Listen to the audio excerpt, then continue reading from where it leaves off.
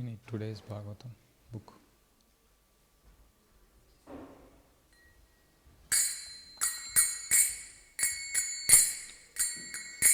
Jaya Radha Madhava Kunja Bihari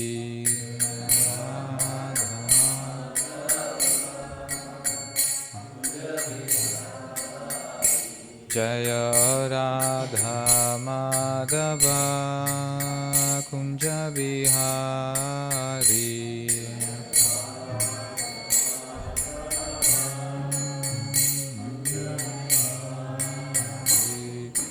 Gopi Jana Vallabha Girivaradari Gopi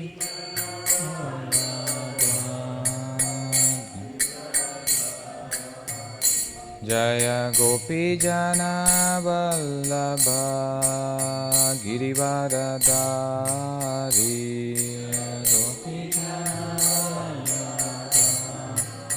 Girivaradari Yashoda Nandana Vrajajana Ranjana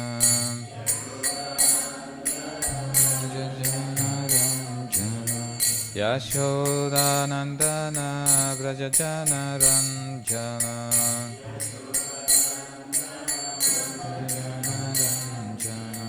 Yamuna Tira Vanachari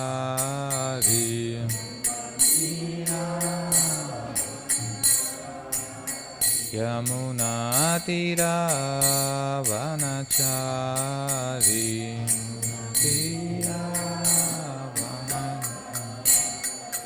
Jaya Radha Madhava Kunja Bihari Jaya Radha Madhava Kunja Bihari Gopi Jana Vallabha Girivaradari Gopi Jana Vallabha Girivaradari Yashoda Nandana Vrajajana Ranjana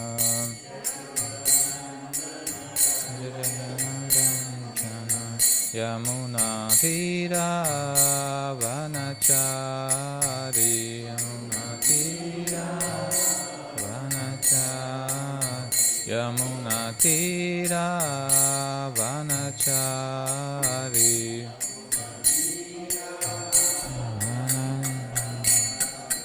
Jaya Radha Madhava Kunja Bihari Jaya Radha Madhava Kunja Bihari Gopi Jana Vallabha Girivaradari Gopi Jana Vallabha Girivaradari Yashoda Nandana Vrajajana Ranjana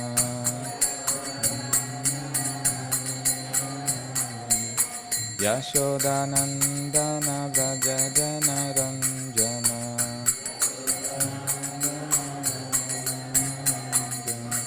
Yamuna Tira Vanachari Yamuna Tira Vanachari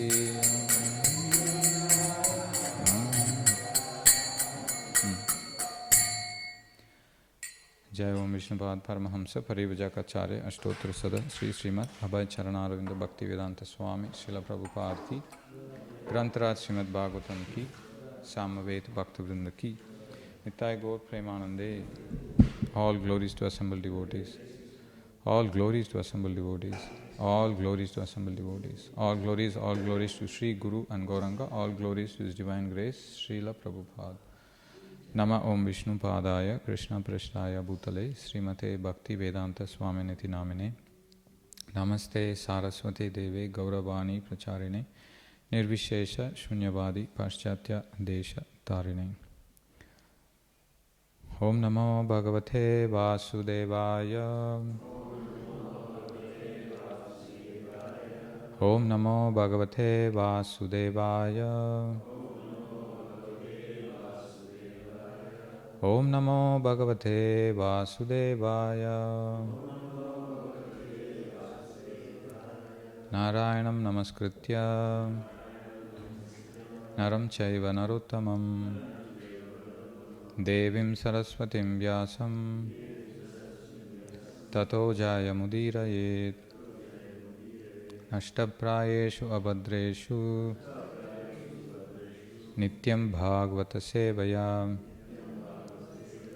Bhagavati Uttama Shloke Bhaktir Bhavati Naistiki. Today we are continuing to read from Srimad Bhagavatam, Canto 4, Chapter 26, entitled King Puranjana Goes to the Forest to Hunt, text number 19.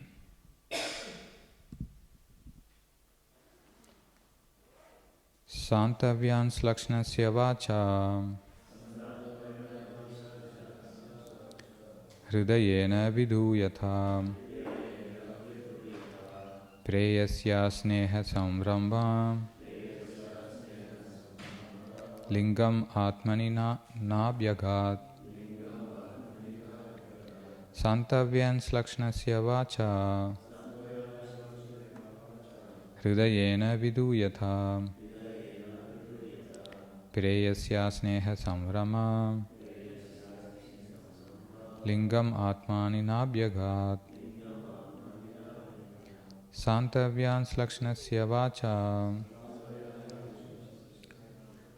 Hridayena Viduyatha Preyasya Sneha Sambrama Lingam Atmani Nabhyagat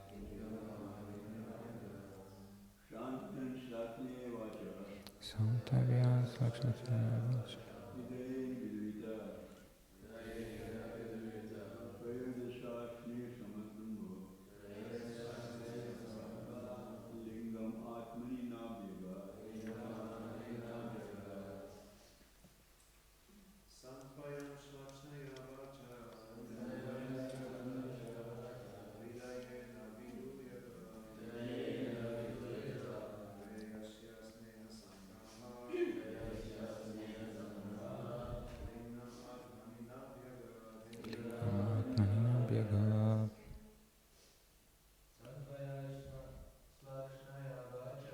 Santavyans Lakshnasya Vacha Hridayena Vidhuyata Preyasya Sneha Sambrama Lingam Atmani Nabhyagat. Matajis.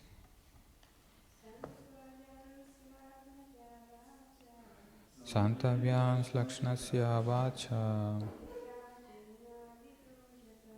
Hridayena Viduyatha Preyasya Sneha Samrama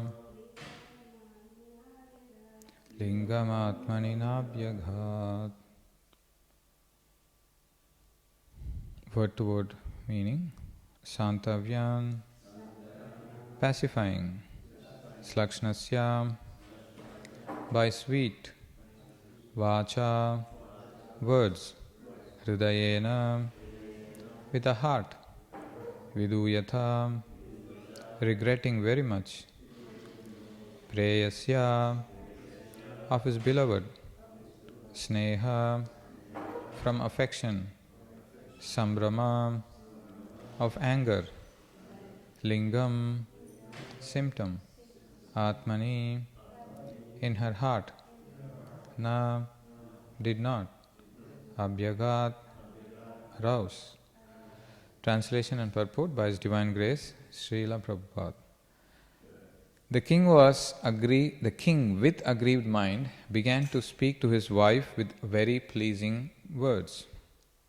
Although he was filled with regret and tried to pacify her, he could not see any symptoms of anger caused by love within the heart of his beloved wife. Purport. The king very much regretted having left his queen and having gone to the forest to execute sinful activities. When a person regrets his sinful activities, the abandoning of Krishna consciousness and good intelligence, his path of deliverance from the path of material clutches is opened. As stated in Srimad Bhagavatam 5.5.5, Parabhavastavad abodha jato yavan na jignyasata atma tattvam. When a person loses his Krishna consciousness and loses interest in self-realization, he must engage in sinful activities. All one's activities in a life devoid of Krishna consciousness simply lead to defeat and misuse of one's life. Naturally, one who comes to Krishna consciousness regrets his previous sinful activities in the human form.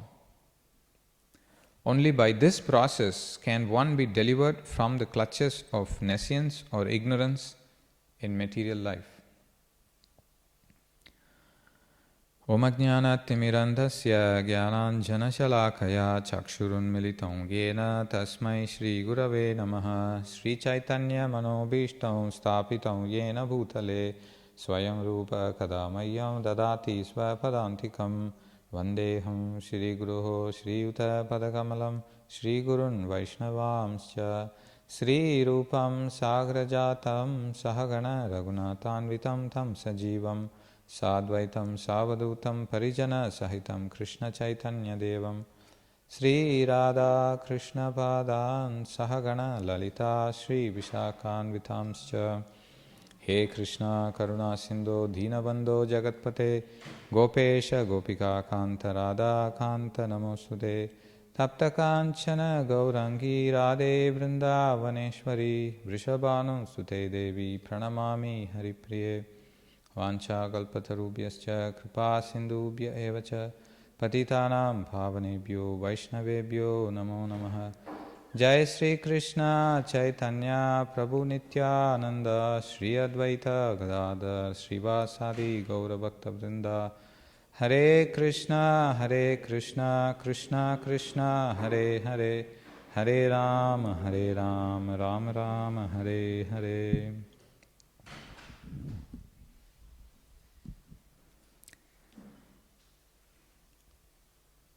Walking in the streets of Melbourne CBD, you go through various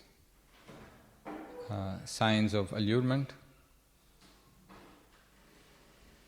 signboards, then displays, and now that Christmas is coming up, there's a lot of sale, 70% off, 80% off, but they don't give it for free. They still get something out of you. So these kind of allurements makes one think that he is going to be happy by consuming those items that are on display. Something is missing in him and they're saying, okay, we will fill the gap and here's what we've got. And this social phenomenon of making you feel that you're missing out on enjoyment and therefore you have to consume this, or you need to indulge in this, or you need to experience this so that you won't miss out. So this propaganda first creates a fear that you will miss out, and that social phenomenon is called the fear of missing out. And here, in this today's verse, the character thought that he was missing out. He had a good wife, good home, everything, King Puranjana. Still, he leaves his wife, home, and equipped with arrows and the desire, strong desire to enjoy, just as we load ourselves up with credit card, debit cards, different forms of money, so that when we go to the forest of enjoyment, which is the CBD in this case, or any shopping mall, we are loaded up. The desires are loaded up here and in the heart, and if you're wealthy, your pocket is also loaded up with the means by which you can get those desires fulfilled. So he loads himself up with all these, the king loads himself up with all the desires and the means of enjoyment, and then he goes to the forest of enjoyment. Did he get what he wanted? Did he get satisfied? Did that inner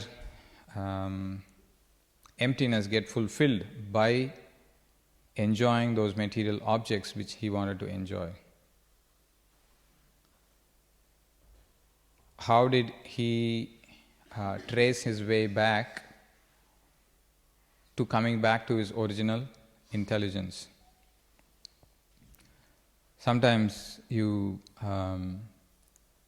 go into shopping and then you lose track of time, and then you put in your shopping cart things which you may not want to use, or just to keep up with the peer pressure you may buy things, and which was in fashion a few months ago, now it will be out of fashion. Now you want to get the thing which is in fashion at the moment and think that that's going to satisfy. So then over a period of spending like this, so then a voice inside you will tell, okay, maybe I think you should stop. You've spent so much. So here it's exactly happening to this living entity, Puranjana. He is tracing his way back after falling down. So we'll focus on how do we bounce back after going through that fall down. As expertly described by Narad Muni in this particular section, because he's teaching to a king, and that's why he is giving the allegory of a king who is trying to enjoy his with his wife, then leaves his wife and goes to the forest, which means going to hunt for other women and try to enjoy. Can we leave the door closed? Yeah, thanks.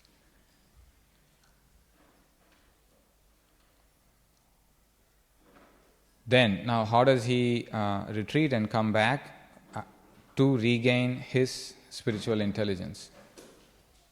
So that's the journey. So after we have had such bad day, or we've done something which is undesirable, what are the steps that we need to take? We can learn from this particular section, especially from verses 11 onwards. His journey of recovery begins. So there is a meaning that is being told, and there is an inner meaning also. So the king is now hungry and thirsty, he is returning home, he is taking bath, he is having suitable food, and he is refreshing and taking rest. So what this signifies is that the thirst and hunger indicates that he has had enough of killing animals. In our case, we have had enough of our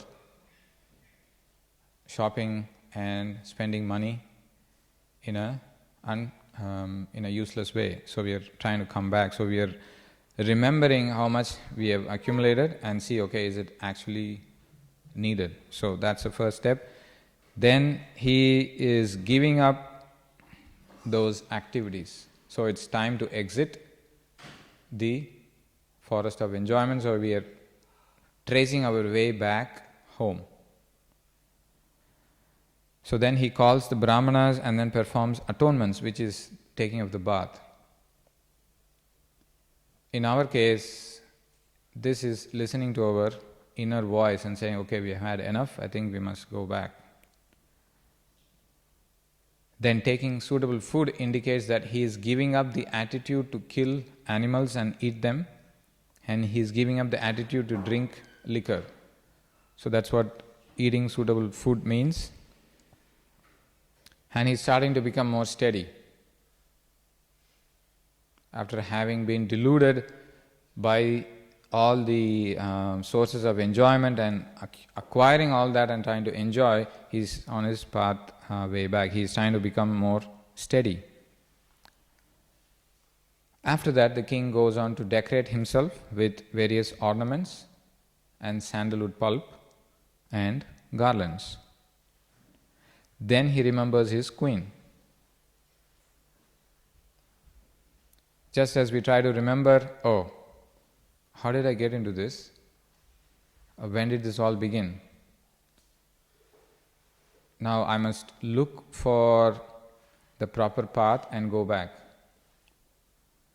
So that's when these ornaments and the sandalwood pulp, they represent knowledge about religion and knowledge of inquiry of the self.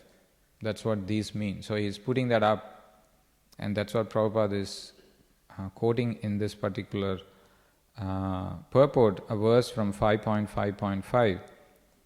Yavan na jignasata atmatattvam.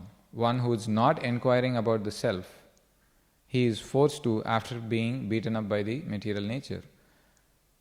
After you see your statement from the bank, how many debits have gone through, then you come back to your senses. Oh, is it all worth just for me going? If you're lucky, then sometimes I heard that one devotee shared his experience where he gave his credit card to his son. That was the last thing he did in the night when his son was pleading, and then he gave it. And the next morning he woke up and then he checked his alerts in the message, because every transaction he also got a message in his phone indicating how much money is getting deducted. So sometimes we may not be aware of it, who is going to feel the pain of paying those when we are very young. But here we are talking about a grown-up man. He is trying to revive his own consciousness. And that's why in this particular period where spending is encouraged, going out, enjoying, having fun, because it's time for break, Christmas break, New Year break. And in the fine print they will also say, okay, spend responsibly, drink responsibly, and all that. So that at least sometimes may trigger, oh, I should have done this a bit more responsible way. Now, that's when we start to look at, okay, how do I make savings? How do I not get into this trap of spending? Then you start to inquire. Here more specifically, we're talking about spiritual inquiries. Initially, he is not inquiring, na jignasata atmatattvam. I'm not interested about self-realization, that's why I'm going to the forest of enjoyment to enjoy, loaded up with my desire to enjoy with all the facilities, and I'm deliberately keeping my spiritual intelligence away. I'm keeping the queen is at home, and I'm secretly going and trying to enjoy. Now that it's time to come back, he's starting to look at the impressions which the sinful activities have left on him. He's slowly coming out of it. As we see the debits in our bank balance, then we come back to our senses. So then he will start to find, where did my intelligence which helped me to go in the right path, where did that go?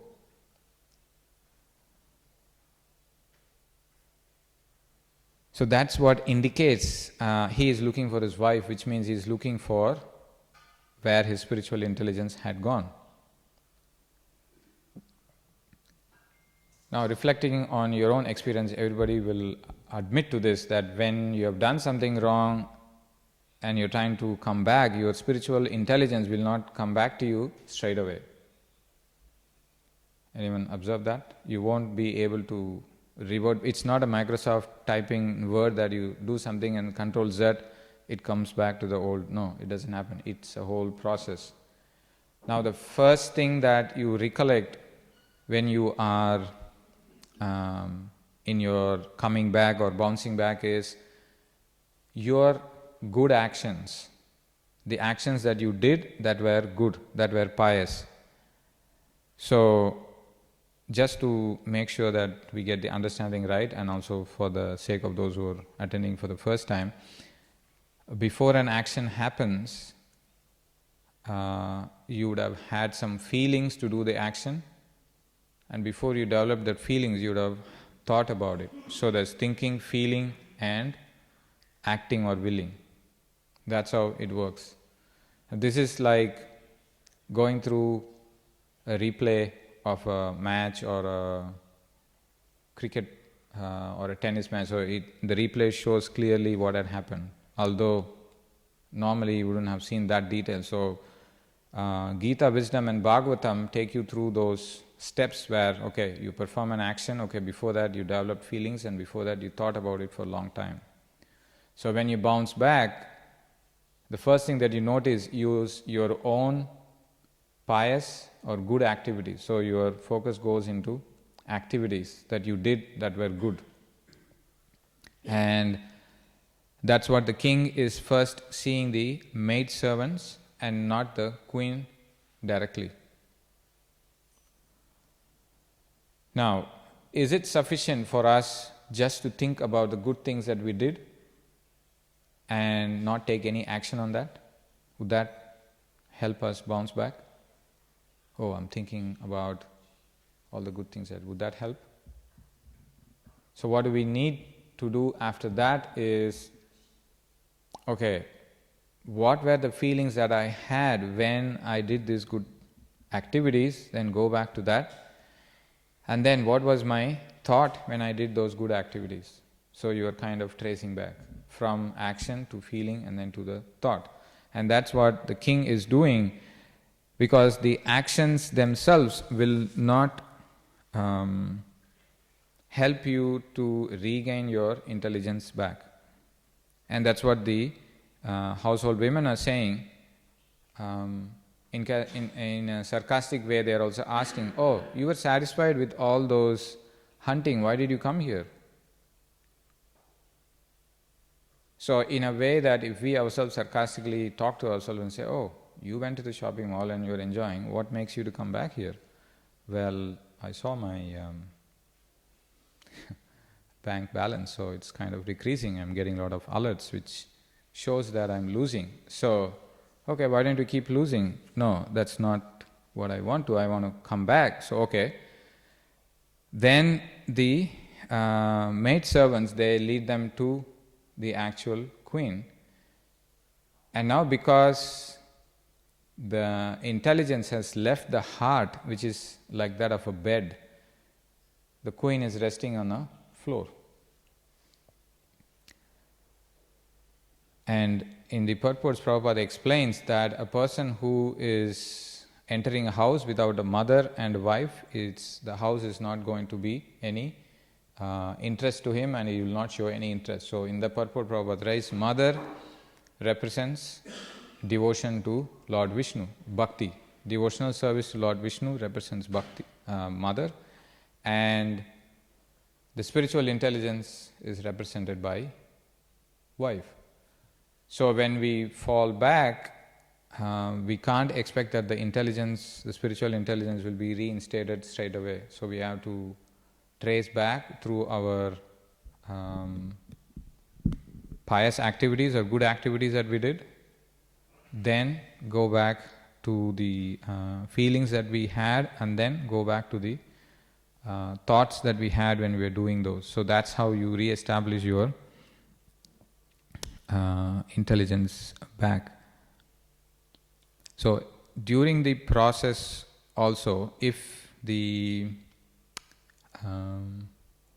mind is still weak, if the conscience is not so strong to tell you, you may hear other voices saying, okay, you went to this particular place, that's why you didn't enjoy. You can go to another forest or another plaza or another person who is going to give things at a lesser price for you. That's when the fear that, oh, maybe if I go to holiday in that place, it would have been better. If I had gone to that product or that vendor, he would have given me a better price. So at that time, we need to be strong and say that, okay, I've had enough, and we need to trace back to the actual intelligence which helps us to gain our spiritual identity back. Because anyway we are going to be acting. Prabhupada says that he must engage in sinful activities. If you're not acting in Krishna consciousness, you are acting in sinful way. So it's we can't stop acting. So let us try to act guided by spiritual intelligence.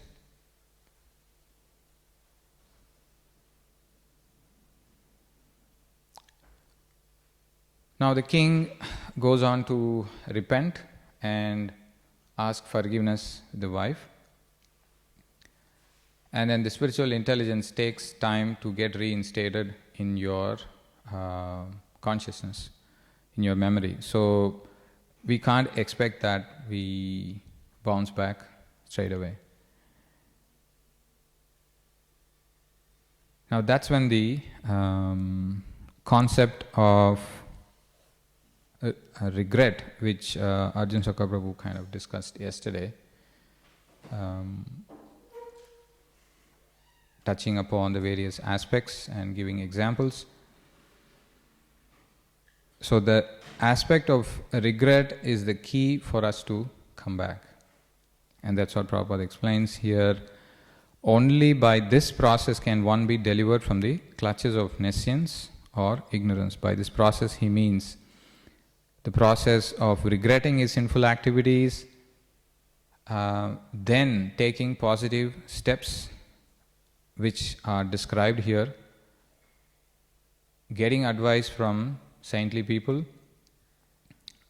re-establish your spiritual intelligence. That's what the famous verse by the Rupa, one of the Goswamis, I'm not sure who wrote it, but Kamadinam Katina Kaditam. I've been serving these masters who have been very ruthless to me for many lifetimes. The masters are the lust, anger, greed, illusion. And now, by the mercy, my spiritual intelligence is awakened. Sampraptam labdha buddhaye. I've regained my spiritual intelligence. And that regaining of spiritual intelligence begins with you regretting and willing to change. And when that desire is there, seeing that, then slowly your spiritual intelligence starts to come back.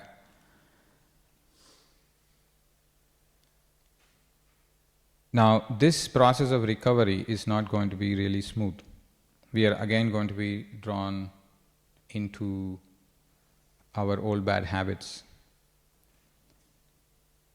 And I found this verse which was pretty encouraging for those who are being dragged back again and again, even after regret, and you're trying to change your course of action, and still you fall back. So then what is the hope? Is there any hope at all? Should I give up trying? Because anyway the material energy is going to be powerful, it's going to take over, so why should I even bother trying? And because I'm not in a position to control my senses, is there any hope? Yes, Krishna describes that there are a set of people who have no desire for personal gratification and whose minds are always attached to me, and they are peaceful and they are without false ego and they are merciful to all living entities. And they are never affected by even the opportunity for sense gratification. Such people enjoy happiness in me. So, we all should aspire for that. That's the ideal state. But where are we now is we are constantly being drawn into sense gratification despite practicing devotional service. So what is the hope for us? So Krishna tells this verse. This is from Canto 11, chapter 14, verse 18. Bhadyamanopi madbhakto vishayair ajitendriyaha prayah pragalpaya bhaktya vishayair nabhibhuyate.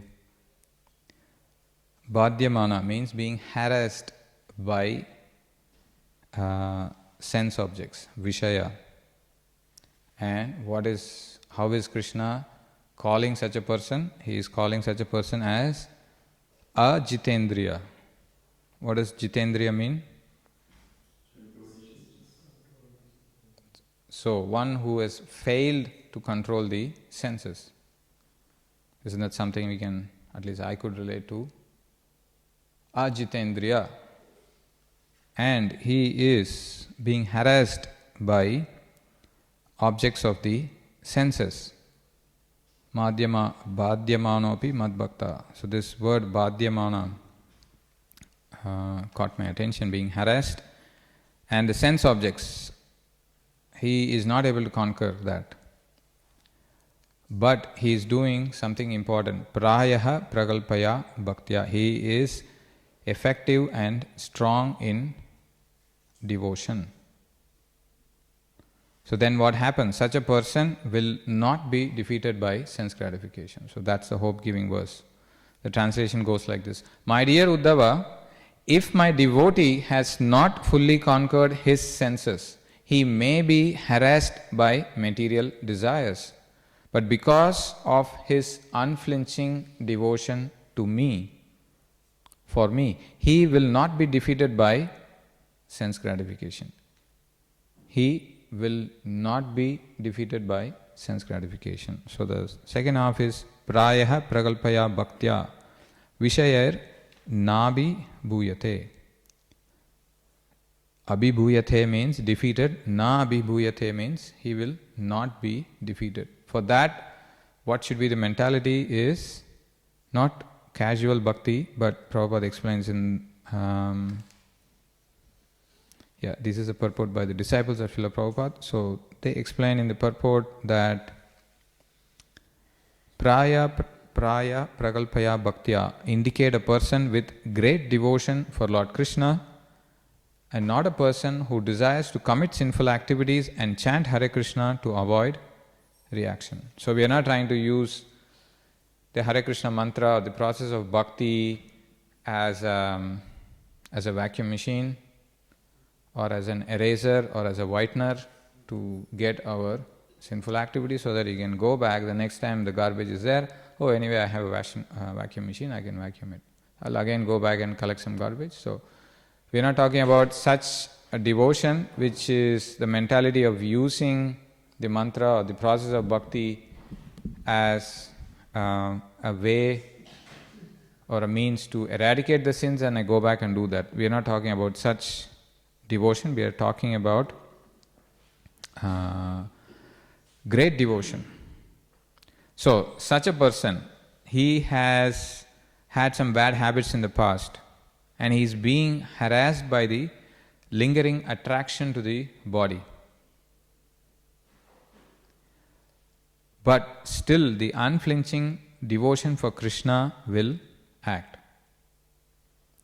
Here is where two interesting examples are given. Because we are dealing with kings and kings are meant to have the Kshatriya spirit, the spirit of fighting. So Acharyas also describe that such a devotee is like a Kshatriya who is in the battle, who is facing the arrows and he is being struck and he is being wounded by the arrows. But still he marches on to fight. So that kind of spirit is explained. A great warrior may be struck by the weapon of his enemy, but because of his courage and strength, he is not killed or defeated. He accepts the blow and goes on to victory. So that's what it means, that the feeling of regret should come between us and the sinful action, and not come between us and bhakti or our action, which says that, there's another voice, it will say that give up these activities, anyway you're going to fail, just give in. No, but the aspect is that the point is you maintain the spirit of a Kshatriya. Yes, if you're going to a war, don't expect that there'll be a red carpet with flower petals on, and then they'll say, okay, here is the path to the victory. No. Prabhupada explains the path in spiritual life, expect that it will be filled with thorns. So, one is the Kshatriya spirit of continuing on, and with this assurance by Krishna himself that you will not be defeated despite your being harassed by the lingering attachment for sense gratification, which means the process has to continue, it should not be given up. So while reading this verse, I recollected the other verse by Lord Brahma, where he says about how a person who is able to dedicate his body, mind and words, and patiently suffering his sinful reactions and constantly offering prayers to the Lord, such a person is is sure to attain the mercy of the Lord. Just like a son has to remain alive to inherit his father's property. Tattenukampam susamikshamano punjan evatma kritam vipakam hridvak vapurpir. So, body, mind and heart, vidatan namaste. So, he is offering obeisances through his body, mind and words, which means he is continuing the process of devotion despite suffering the reactions of his past sinful activities. So he goes on to get the mercy of the Lord. And by that mercy only your spiritual intelligence will get reinstated, and this reinstating of spiritual intelligence will be quicker if we attract the mercy of Guru and Krishna. For that we need to stick to the process. Okay, Prabhu, you're saying about the Kshatriya spirit and just take the arrows in your chest and then just move on. There's no space in the chest to take any further arrows. It's already filled with so many, and I don't have the fighting spirit. I'm not a Kshatriya. Then what do we do?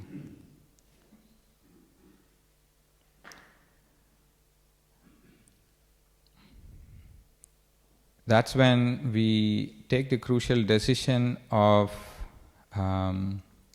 appealing to the Lord to save you from this pitiable condition by offering prayers to the Lord. And that's what Bhagavatam gives examples of devotees who are practicing bhakti in the mode of ignorance, who are practicing bhakti in the mode of passion, practicing bhakti in the mode of goodness and pure goodness, and devotees who are calling out to the Lord when they are in extreme physical distress and when they can't take it any further. So, who is that devotee who offered prayers to the Lord when he couldn't take it any further? Gajendra. Yeah.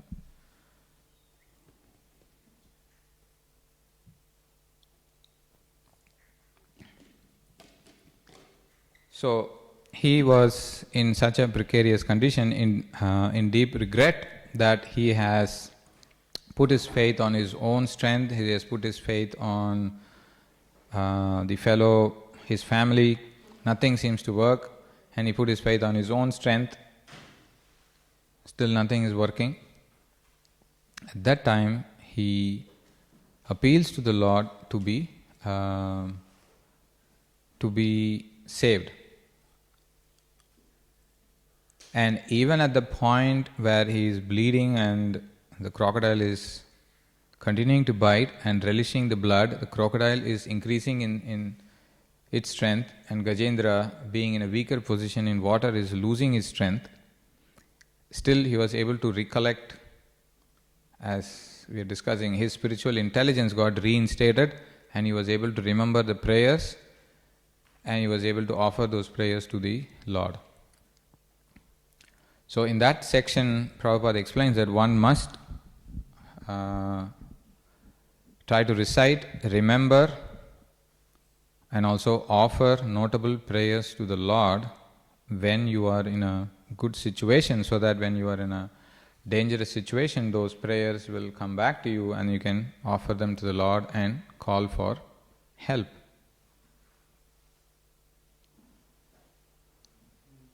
Madruk prapanna pasupasha vimokshanaya muktaya bhuri karunaya namulayaya swam shena sarvatanabrin manasi pratita pratyaktrushe bhagavate brihate namaste.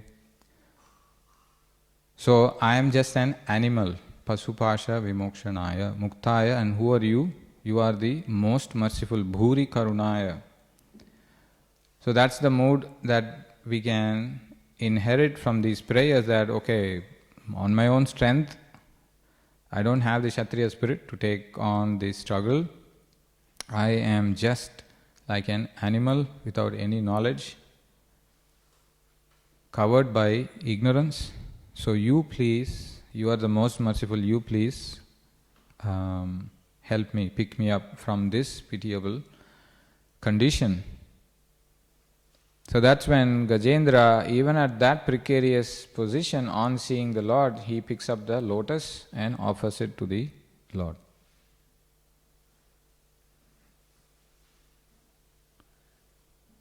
In that struggling condition, still he, with tears in his eyes, with blood oozing out from his legs, he offers prayers and offers a flower to the Lord.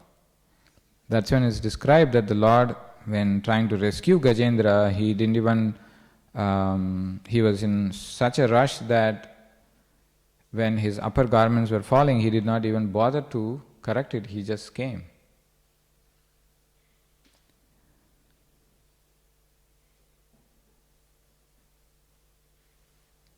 So such intense prayers, when we are not able to face those difficulties and we don't have that spirit, so it is still highly recommended that you stick to the process, offer prayers to the Lord, so that you attract His mercy whereby you can establish your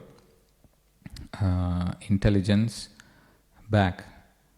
So that crucial step begins by you regretting your past sinful activities. Then referring to consulting sadhus, consulting Guru, reading Shastras, and offering such prayers to the Lord to attract His mercy, so that gradually you come back. As described in the Srimad Bhagavatam, you get a description of the activities in the spiritual world also. Now one may ask, like, what do I get when I go to the spiritual world? What will happen? This gives us impetus to get out of this material world. What are the activities I'll be doing in spiritual world? How will I be engaged? Now, we can use that same fear that we have of missing out on worldly sense enjoyment. We can have that same fear that, okay, I'm engaging in these activities, now some elevated spiritual engagement is there in the spiritual world. I'm missing out on that. I need to get there. I'm kind of stuck here. So that's where you can use the same fear of missing out when you focus that on the activities in the spiritual world and the activities of Guru and Krishna, what they're doing. If you develop that fear, okay, I'm missing out on spiritual activities, which means I need to give up my material entanglement, and that will give us an inspiration to actually cultivate bhakti so that we can reach that place where the pastimes of the Lord are going on. I'm stuck here, I'm missing out on those activities, those pastimes. I have to assist the devotees in that. So you can use that same anxiety in going back to the spiritual world. And that in fact will speeden up your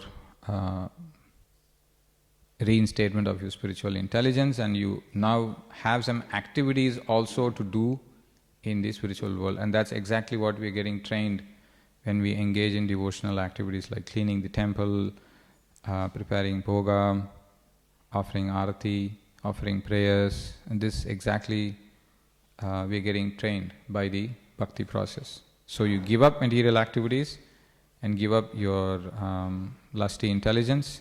You get reinstated in your spiritual intelligence. You have that bouncing back by looking at your pious activities you did, and then the feelings you had, and then the thought. So you reinstate that spiritual intelligence back, and you have some spiritual activities also to do, because we can't be without activities.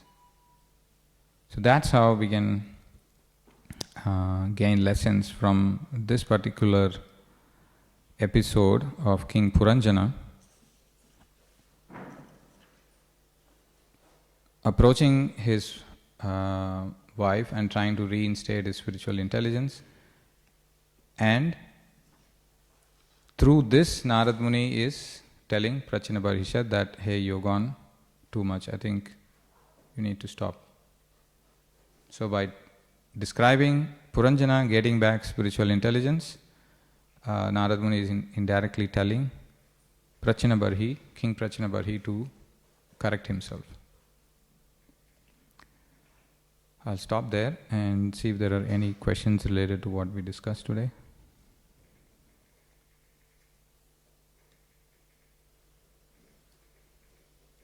Yes, Mother. When we go to the Lord, when we are in a situation of extreme distress, is that pure devotional service? So when we call out to the Lord in distress and offer prayers, is that pure devotional service?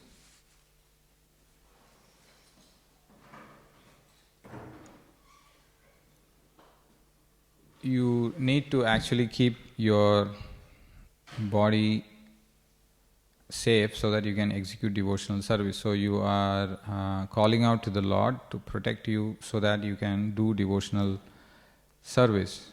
So if that is the motive for calling out for the Lord and asking for protection, because you don't have any other desire other than to serve the Lord, and for serving the Lord you need to protect yourself. So in that case it falls under pure devotion. So it depends on the intention. Interestingly, since you brought this point up, even though in the beginning Dhruva Maharaj, who we talked about in this canto, did not have the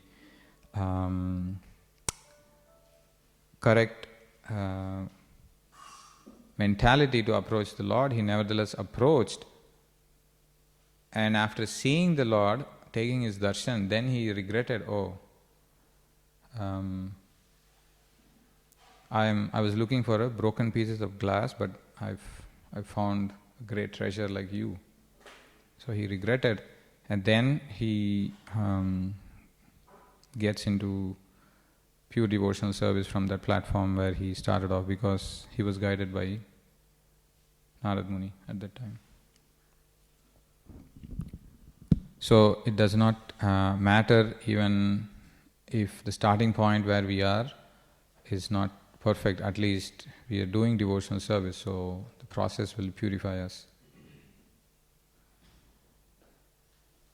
Anyone wants to add to that or comments on that? Any other question? Yes. That means even the intention is getting relief from the stress. If we are calling to God like a baby that we have no way, then it will be answered with music. Yeah, so when you call out when you are in distress, so the question is, how do we have the correct intention when calling out? Is that the question? Even if the intention is not that protecting our body to serve God, but the intention is getting relief from the stress. But if we call out to God like a baby that we have no other choice, so that Yeah. will be answered. Yeah. So if we don't have the intention to serve the Lord, still we want to protect our body and still we are calling out to the Lord. Now will the prayers be answered? Yes. So,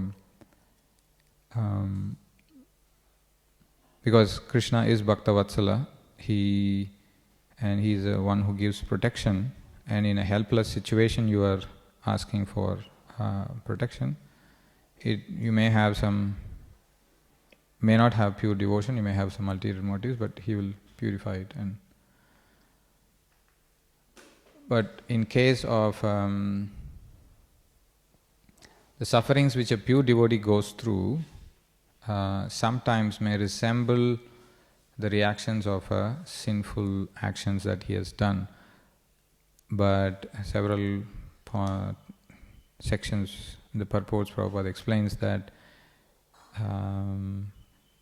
the reactions or the suffering which a devotee is going through need not necessarily be due to his past sinful reactions. So the Lord may give some special mercy so that he can drag the devotee quickly towards him.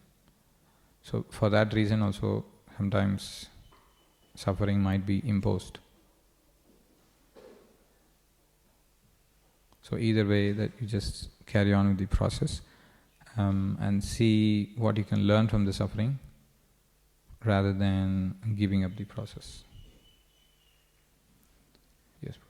Just some further thoughts. Yeah. There are 9 processes of pure devotional service. I might actually give the mic.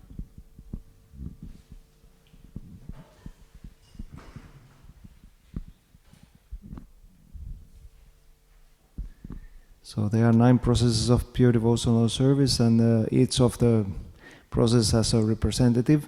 But Maharaj Ambarish is simultaneously representative of all of them together.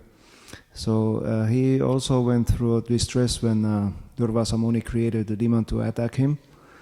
But Maharaj Ambarish's mentality was, okay, if this is a Lord's will, it may happen. So I assume that at this point he was at least following the Smaranam. He was remembering Lord at that point. So he didn't react in any other way. Yeah, we have those examples as well in terms of devotees not asking for protection at all.